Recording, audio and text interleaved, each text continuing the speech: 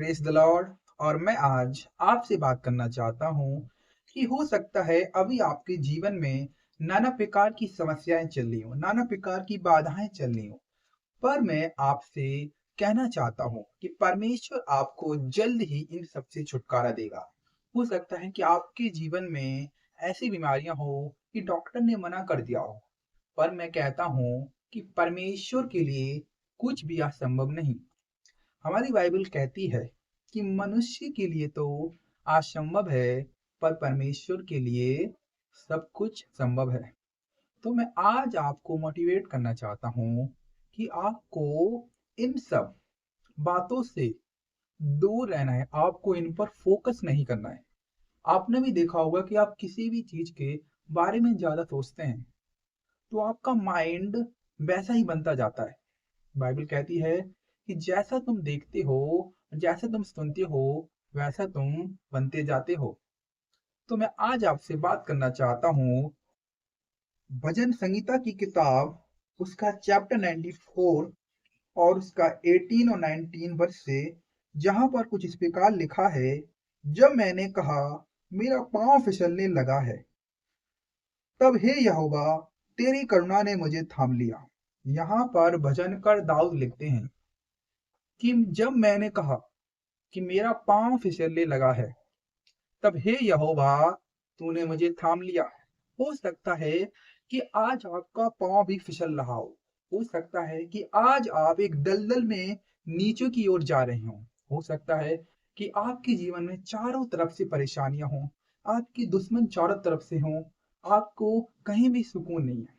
लेकिन आगे भजन कर क्या लिखते हैं कि मैंने यहोवा को पुकारा और उसने मुझे थाम लिया। वही काम आपको करना है, और यदि आप ऐसा करोगे तो आपने देखा है कि जैसे भजनकार के जीवन में कार्य हुआ, वैसे ही आपके जीवन में कार्य होगा।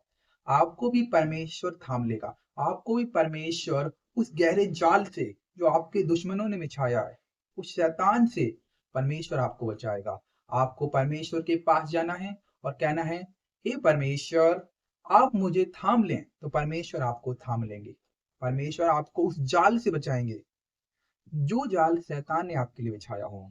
और आगे भजनकर दाऊद लिखते हैं 19 पद में, जब मेरे मन में बहुत सी चिंताएं होती हैं, तब हे यहोवा तेरी दी हुई शांति मुझको सुख देती है। हालेलुया।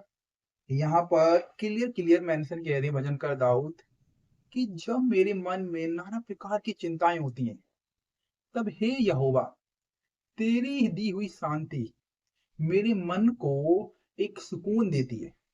तो वही जब आप परमेश्वर के पास जाओगे तो परमेश्वर आपको शांति देंगे, परमेश्वर आपको ब्लेस करेंगे, परमेश्वर आपको आगे बढ़ाएंगे, परमेश्वर आपको इस्तेमाल करेंगे।